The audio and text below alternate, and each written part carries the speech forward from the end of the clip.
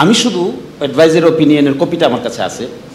এই অ্যাডভাইজারি ওপিনিয়নের এই কপির মধ্যে কোনো আইনজীবীর নাম তো দেখি না, শুধু আছে বাংলাদেশের অ্যাটর্নি জেনারেল, আর কেউ নাই। It was not even heard. We were in the court. It was not even heard by the court. এই জিনিসটা কিন্তু চ্যালেঞ্জে পড়বে একদিন। We all should be aware of that. This process of issuing advisory opinion will be questioned constitutionally sooner or later. বাংলাদেশের প্রধান বিচারপতি সহ বাকিরা কয়েকদিন পরে পালিয়ে যাচ্ছেন, চলে যাচ্ছেন রিজাইন করে। পার্লামেন্ট নাই, সেখানে আমরা অ্যাডভাইজারি ওপিনিয়নের কি হলো এখানে? Who knows about advisory opinion jurisdiction? আমার তো ধারণা যে বা যারা এই কাজ করেছেন তাদের অ্যাডভাইজারি ওপিনিয়নের জুরিসডিকশন সম্পর্কে এবিসি ধারণাও নাই। এখানে 106-এর শেল্টারটা যে নেওয়া হলো, কে নিল, কারা নিল, কিভাবে নিল, এটা একটা মিস্টেরিয়াস ব্যাপার। সালাম এবং শুভেচ্ছা। যে বিতর্কটি উঠেছে যে কমিশন কি এক্সিড করছে নাকি power, answer is simply no. Because আমাদের হাতে 166টা যখন তুলে দেওয়া হলো, সেখানেই এই আলোচনা ছিল যে আলোচনা আজকে করা হচ্ছে। সেখানে বলা ছিল যে সংস্কারের সময়কাল ও বাস্তবায়নের উপর ঠিক চিহ্ন দিন। তার মধ্যে একটা অপশন ছিল নির্বাচন আগে অধ্যাদেশের মাধ্যমে, নির্বাচনের আগে গণভোটের মাধ্যমে, নির্বাচনের সময় গণভোটের মাধ্যমে, গণপরিষদ গঠনের মাধ্যমে, নির্বাচনের পরে সাংবিধানিক সংস্কারের মাধ্যমে, গণপরিষদ ও আইনসভা হিসেবে নির্বাচিত সংসদের মাধ্যমে। তাহলে এই প্রশ্ন এখন কেন উঠবে যে প্রধান উপদেষ্টার ম্যান্ডেটের বাইরে চলে গেছে? It is for the first document you supplied us. The consensus commission supplied us this document incorporating 166 points of reform. তার মধ্যে কিভাবে বাস্তবায়ন মেকানিজম হবে এটা আমাদেরকে তো প্রথম দিনই দেওয়া হয়েছে। সুতরাং প্রধান উপদেষ্টার কথার ম্যান্ডেটের বাইরে চলে গেছে, this question is at all not relevant. আজকে আর রেলেভেন্ট না, ইট ওয়াজ রেলেভেন্ট বিফোর 7-8 মান্থস ব্যাক। পরবর্তী প্রশ্ন, একটা জিনিস এখানে ভুল হচ্ছে, বড় ধরনের ভুল ইন মাই হাম্বল আন্ডারস্ট্যান্ডিং। যখন সরকার পালিয়ে গেল, 5 তারিখ গেল, 6 তারিখ গেল, 7 তারিখ গেল, 8 তারিখ তড়িঘড়ি করে আমরা একটা 106-এ একটা অ্যাডভাইজারি ওপিনিয়ন নিলাম। অল নোজ, যাদের কনস্টিটিউশনাল আন্ডারস্ট্যান্ডিং আছে, advisory opinion does not have any binding force. এইটার কোনো বাইন্ডিং ফোর্স নাই। বাংলাদেশের ইতিহাসে এখন পর্যন্ত 3টা অ্যাডভাইজারি ওপিনিয়ন হয়েছে। একটা হয়েছিল পার্লামেন্ট বয়কট কেস, আরেকটা হয়েছিল বিডিআর মিউটিনি কেস, আরেকটা হয়েছে এটা 106-এর কেস। এখানে 106-এর শেল্টারটা যে নেওয়া হলো, কে নিল, কারা নিল, কিভাবে নিল, এটা একটা মিস্টেরিয়াস ব্যাপার। That was a completely wrong step taken by the then attorney general. আমি শুধু অ্যাডভাইজারি ওপিনিয়নের কপিটা আমার কাছে আছে।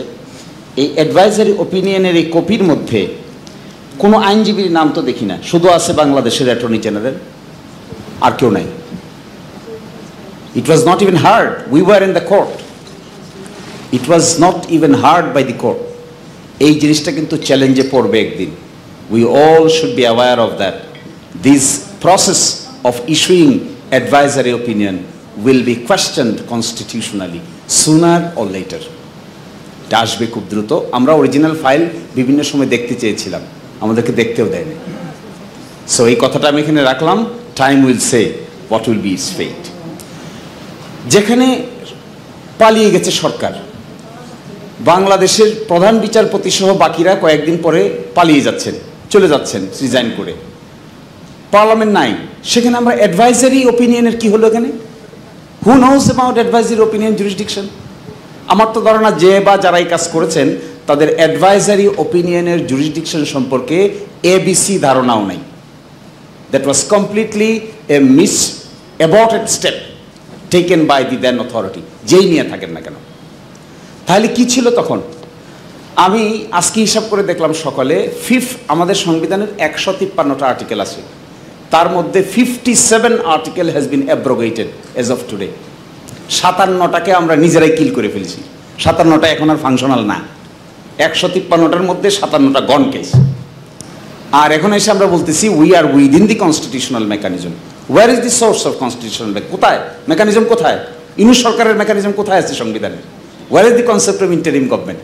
ফর আর্গুমেন্টস সেক, যেটা ধরাও হয় 106-এ সুপ্রিম কোর্ট দিয়েছে, can the supreme court create an extra constitutional measure by taking shelter to article 106? Answer is no, they can't take. Supreme court 106-এর শেল্টার নিয়ে এক্সট্রা কনস্টিটিউশনাল মেজার আবিষ্কার করতে পারবে না। Never ever possible. Indian supreme জুরিসডিকশনে advisory opinion এখন পর্যন্ত 26 বার এক্সারসাইজ হয়েছে। ইন্ডিয়ান সুপ্রিম কোর্টে হয়েছে, পাকিস্তানে হয়েছে, আমাদের দেশে 3 বার হয়েছে।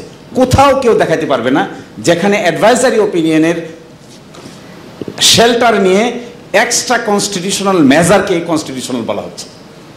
Nobody can show this. Abruptly করলে এরকম হয় আর কি, হঠাৎ করলে এরকম হয়, না বুঝে করলে এরকম হয়। বুঝতে না পারলে বোঝার লোকদের সঙ্গে আলাপ আলোচনা তো করতে হবে না। That was a wrong step taken by, serious wrong step. এখন এসে আমরা আর্গুমেন্ট করছি যে আমরা উইদিন কনস্টিটিউশন আছি। কিভাবে উইদিন কনস্টিটিউশন আছি? কি করে আমরা এখানে এই আমরা 31 পলিটিক্যাল পার্টি বিষয়ে আলোচনা করছি, সংবিধানের কোন কোন ধারা অনুচ্ছেদ সংশোধন করা যাবে না যাবে? কোথায় পেলাম এই ক্ষমতা? Who gave us the power? আমরা এখানে আলোচনা করলে কি লাভ হবে? Where is the parliament? Is this the constituent power? আমাদের কনস্টিটিউয়েন্ট পাওয়ার আছে, পিপলের ম্যান্ডেট আছে। এভাবে যদি হিসাব করেন, যখন সংবিধান এভাবে অ্যাব্রোগেট হয়ে গেছে তখন একটা জিনিস শুধু বকেয়া ছিল, যার উপর আমরা দাঁড়িয়ে আছি। এই বকেয়া পার্টটার নাম হলো Solomon expression of the will of the people. এই পার্টটুকু শুধু বাকি আছে। যখন সংবিধানের সব অনুচ্ছেদ অ্যাব্রোগেটেড হয়ে যায়, 7 সবসময় বহাল থাকে। এই 7টাই হলো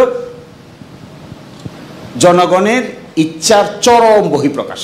এই জন্যই আমরা এখানে, এই জন্যই সরকার। এছাড়া আর কোনো ফাউন্ডেশন যে যাই দিতে চাইবেন তারা কেউ কোনো লিগ্যাল আর্গুমেন্ট করতে পারবেন না। তারা সবাই করবেন হলো আমি যদি এই আর্গুমেন্ট করে আমি বলবো, ক্ষমতার জোরে বলতে পারবো, শক্তির জোরে বলতে পারবো, নানান কারণে আমি বলতে পারবো, কিন্তু there is no such foundation. আমরা যে বলছি ফেব্রুয়ারিতে নির্বাচন হবে, under what law? Where is the law? Under what law the election will take place? Where is the law? Who can say this is the law? কে বলতে পারে কোথায় আইন আছে? আমাদের 106-এর অ্যাডভাইজারি ওপিনিয়নটা বাংলায় দেওয়া দেখবেন, 12-14 লাইন। একটা বার তো বলা নাই ইন্টারিম গভর্নমেন্টের পিরিয়ড কতদিন হবে, how long this government will continue. There is no such mechanism.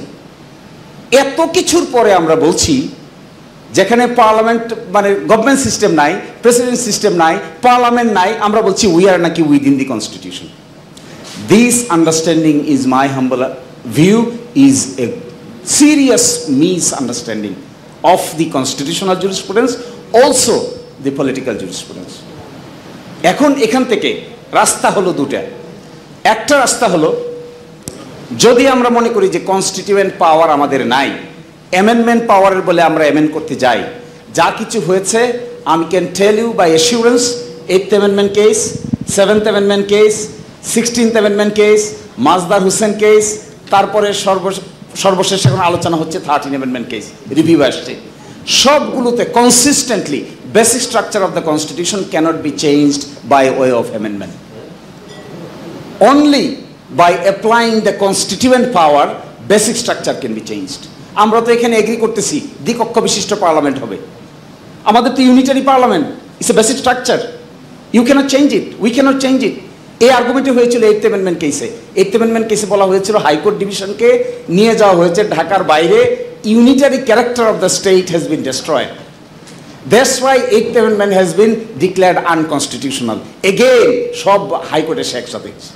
এখন যে আমরা একটা পার্লামেন্টকে দুটো বানাতে চাই, উচ্চকক্ষ নিম্নকক্ষ, এগ্রি করে ফেলেছি, এটা তো we are destroying the basic structure. পার্লামেন্টের বেসিক স্ট্রাকচারকে ডেস্ট্রয় করে দিচ্ছি, আরেকটা জায়গায় ডেস্ট্রয় করে দিচ্ছি। সিরিয়াসলি আমরা বলতেছি আবার আমরা হাইকোর্টকে বিভাগীয় লেভেলে ফিরে পাঠাবো। এই ব্যাপারে তো সুপ্রিম কোর্টের রায় হয়ে গেছে, এই ব্যাপারে তো 8th অ্যামেন্ডমেন্টের রায় হয়ে গেছে। কনস্টিটিউশন অ্যামেন্ডমেন্ট করা হয়েছে তো আর্টিকেল 100, আর্টিকেল 100 তো আবার নতুন করে রিভাইভ করে গেছে। এখন আমরা আবার বলতেছি আবার যাবো সেখানে, এটাও তো ডেস্ট্রয়িং দ্য বেসিক স্ট্রাকচার। এখন বেসিক স্ট্রাকচার ডেস্ট্রয় করে ফেলতে চাচ্ছি, কিন্তু আবার কনস্টিটিউয়েন্ট পাওয়ার অ্যাপ্লাই করতে চাই না, অ্যামেন্ডিং পাওয়ার করতে চাই, একটাও টিকবে না। আমি আপনাদেরকে ফর গডস সেক বলতে পারি, যেদিন আপনাদের যাদের বয়স হয়ে গেছে থাকবেন না, আমাদের যাদের মধ্য বয়স হয়ে গেছে আমরা থাকবো না, আর যারা এই রিভলিউশন ঘটাইছে তারাও সেদিন হয়তো মধ্য বয়সী থাকবে, সব কিছু উল্টে যাবে কনস্টিটিউশনাল জুরিসপ্রুডেন্স নিউ সার্কামস্টেন্সেসে, যদি না কনস্টিটিউয়েন্ট পাওয়ার অ্যাপ্লাই করার অপরচুনিটি বের করা না হয়। এই জন্য আমরা যে কথা বলছি, আমরা বলছি এখন হওয়া উচিত, আমাদের লজ্জা লাগতে পারে, আমরা কিন্তু কেউ সংবিধান সাসপেন্ড করার কথা বলছি না ইন ইটস টোটালিটি, এটা মিথ্যা, এটা ভুল ধারণা। আমরা যে প্রপোজাল দিচ্ছি সেই প্রপোজালে আমরা বলছি যে we do not want to suspend the constitution in its entirety. Then what we want what mister Shaheed president Zia Rahman did, আমরা এটা চাই। আমরা বলছি যে সমস্ত ব্যাপারে আমরা একমত হলাম, এই চার্টারে আমরা এটা বলবো যে এই সমস্ত ব্যাপারে সংবিধানের যে অংশগুলোর সঙ্গে সাংঘর্ষিক হবে, এই সাংঘর্ষিকের মধ্যে আমরা একমত হলাম বিষয়গুলো প্রাধান্য পাবে। That is what is our argument. তাহলে এটাও যদি বলতে না পারি, এত আলোচনা কি কারণে? কেন এটা প্রিভিলেন্স পাবে না? কেন আমরা দ্বিকক্ষ বিশিষ্ট পার্লামেন্ট গঠন করব না? এখন তো পার্লামেন্ট আছে এক কক্ষ বিশিষ্ট পার্লামেন্ট, আমরা এগ্রি করছি দ্বিকক্ষ বিশিষ্ট পার্লামেন্ট, আমরা বলছি উচ্চ কক্ষে 105 জন হবে, নিম্ন কক্ষে 300 জন হবে। এই সিস্টেমটাকে যাওয়ার জন্য আমরা কি করে যাব এটা, যদি না আমরা বলতে না পারি এই কথা যে এই বিষয়ে শুধুমাত্র, নট ইন ইটস এন্টায়ারিটি, সবটা তো আমরা বলতেছি না সাসপেন্ড হবে। শহীদ প্রেসিডেন্ট জিয়া রহমানের সময়ে, তার আগে মুশতাক সাহেবের আমলে, এরপরে এরশাদের আমলে কি হয়েছিল সেখানে? কনস্টিটিউশন ওয়ার্ডার নম্বর, দি প্রক্লেমেশন ওয়ার্ডার নম্বর 1 1977, এর মাধ্যমে বাংলাদেশের সংবিধানে আমূল পরিবর্তন আনা হয়, যাকে আমরা absolute faith and trust in the almighty Allah দেখছি, socialism meaning economic and social justice দেখেছি, এগুলো সবই কিন্তু প্রক্লেমেশন নম্বর 1 1977। সংবিধান তো পরিবর্তন করা হয়েছে প্রক্লেমেশন দিয়ে। আমি আপনার একটু সময়ের দিকে মনোযোগ দিতে বলবো, আমি বুঝতে পারছি আপনার আর্গুমেন্টটা। না, আপনি শেষ করুন, আমি এক্ষুনি আপনাকে if you could wrap it up quickly আর কি। ফলে এই জাস্টিফিকেশনটা আমি কেন দিচ্ছি, কারণ many of the arguments are being not in the right track. ফলে এখানে মার্শাল ল প্রক্লেমেশন দিয়ে যদি সাংবিধানিক পরিবর্তন করা যায়, গণ অভ্যুত্থানের পরে কেন স্পেশাল কনস্টিটিউশনাল আদেশ অথবা প্রক্লেমেশন দিয়ে certain provision of the constitution কেন সুপ্রিমেসি দেওয়া যাবে না? মার্শাল ল কি বেশি পাওয়ারফুল, নাকি গণ অভ্যুত্থান বেশি পাওয়ারফুল? মিলিটারি রুল কি বেশি ক্ষমতাধর, নাকি আমাদের গণ অভ্যুত্থানের ক্ষমতা বেশি? In my humble understanding, this mass movement is much more powerful than any other military law. ফলে যে আর্গুমেন্ট করা হচ্ছে যে এই ডিক্রি জারি করতে গেলে লাগবে হলো military chief, no, people will declare it on behalf of the people, who will declare, 2-3 authorities will declare it. এই কথা বলবে, এই বিষয়গুলো প্রাধান্য থাকবে। নতুন ইলেকশন হবে, এইখানেই বলা থাকতে হবে যে ইলেকশন কবে হবে, এখানেই বলা থাকতে হবে রেফারেন্ডাম কিভাবে হবে। যদি এই ডকুমেন্ট তৈরি করা না যায়, তাহলে ভ্যাকুয়াম রেখে যে আমরা অগ্রসর হচ্ছি, এই ভ্যাকুয়ামের জবাব আমরা কেউই দিতে পারবো না, কোনোদিনই দিতে পারবো না। আমরা ছোট পলিটিক্যাল পার্টি হই, বড় পলিটিক্যাল পার্টি হই, মাঝারি পলিটিক্যাল পার্টি হই, আর ওই আন্দোলনকারী ছাত্ররাই হোক, সবাই will be under A serious risk. এই প্রেক্ষাপটে আমরা বলেছি এইরকম একটা দিতে হবে প্রভিন্সিয়াল কনস্টিটিউশনাল আদেশ, ওই অনুচ্ছেদগুলো সম্পর্কে, সব অনুচ্ছেদগুলো সম্পর্কে নয়। এরপরে পার্লামেন্ট নির্বাচন হবে, পার্লামেন্ট গঠিত হবে, সেই পার্লামেন্টে অ্যাপ্রুভ হবে, আর যদি এটাকে আরও সিলগালা করতে হয় তখন একটা রেফারেন্ডাম দিয়ে এটা অ্যাপ্রুভ করে দেওয়া যেতে পারে, যেমনটি শহীদ প্রেসিডেন্ট জিয়াউর রহমানও করেছিলেন, রেফারেন্ডামের আয়োজন করেছিলেন, ওনার কনফিডেন্স নিয়েছিলেন। তারপরে প্রেসিডেন্সিয়াল ইলেকশন হয়েছে, বিএনপি গঠিত হয়েছে, বিএনপি গঠিত হওয়ার পরে 5ম সংশোধনী বিল পাশ হয়েছে, মার্শাল ল উড্র হয়েছে, বাংলাদেশ নতুন করে যাত্রা শুরু করেছে। We can follow this example. Thank you.